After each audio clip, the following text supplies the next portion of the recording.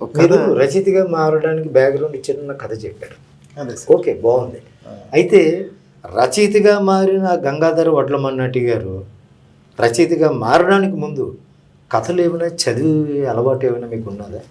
కథలు నేను చదివే అలవాటు చాలా తక్కువ అండి. ఎవరైనా నమ్మరు. కథలు అసలు చదవడం చాలా తక్కువ. ఎక్కువ పరిశీలన అంతా కూడా వ్యక్తుల్ని, లేదంటే వాళ్ళ సైకాలజీ, మనం చుట్టూ చాలామంది ఉంటారు. వాళ్ళ సైకాలజీ అంతా ఒకలా ఉండదు. ఒక్కొక్కరి సైకాలజీ ఒక్కొక్కలా ఉంటుంది. వాళ్ళతో మాట్లాడినప్పుడు, లేదంటే వాళ్ళతో పరిచయం ఉన్నప్పుడు, లేదంటే వాళ్ళతో స్నేహం కానీ, బంధువులు కానీ, వీళ్ళందరినీ చూసినప్పుడు చాలా కొంతమంది కొంత వింత వింత ధోరణులు ఉంటాయి. కొంతమంది అప్పటికప్పుడే మర్చిపోతుంటారు. కొంతమంది చెప్తారు కానీ వాళ్ళు చేయరు.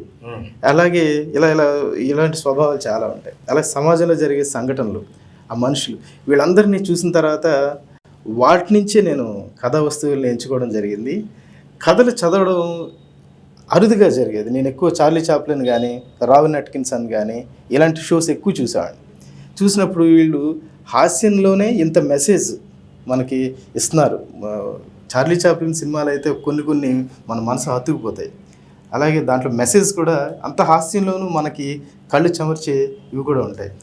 మీరు ఇంత గొప్ప కథా రచయితగా, అందులో హాస్య కథా రచయితగా ఎదిగిన మీరు కథలు పెద్దగా చదవలేదు. పెద్దగా చదవలేదు. కానీ మీరు చెప్పిన చార్లీ చాప్లిన్ ఇలాంటి వాళ్ళ గురించి మీరు తెలుసుకున్నది కూడా వాళ్ళ సినిమాలు కానీ వీడియోస్ కానీ చూసి వాళ్ళ ఇన్స్పిరేషన్తో మీరు హాస్య రచయితగా మారానండి. అవును. ఇంత పెద్ద రచయిత అయిన మీ వెనకతల కథ చదివే అలవాటు పెద్దగా లేదని మీ మాటల ద్వారా తెలుస్తుంది. అవునండి, పెద్దగా లేదు. కానీ వారపత్రికలు కానీ, లేదంటే దినపత్రికలు కానీ ఏమైనా ఉంటే చదవడం అలవాటు. కానీ ఒక్క కథను మాత్రం ఎక్కువ చదవాలి, కథలు ఎక్కువ చదివితే మనం మంచి రచయిత కాగలం అనే ఆలోచన ఉండేది కాదు.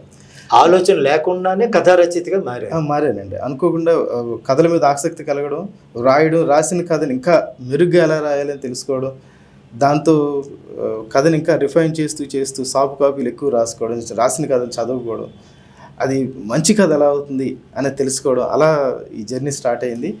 అప్పుడు నేను ప్రారంభించినప్పుడు అన్ని పత్రికల్లో కలిపి 10 కథలు రాస్తే చాలేమో అనే నేను ప్రారంభించాను. సరే, నేను రాస్తూ ఉన్నాను. ఆంధ్రభూమికి రాశాను, అప్పుడు స్వాతిలో వచ్చినవి, తర్వాత హాస్యానందం, స్మైల్ ప్లీజ్, ఇలా చాలా పత్రికలు వస్తూ ఉండేవి. నేను అనుకోకుండానే అవి వెనక్కి తిరిగి చూసుకునే ఇంకా అవకాశం లేకపోయింది. 10, 100, ఇప్పుడు 200, అలా 450, 500 దగ్గర కథల వరకు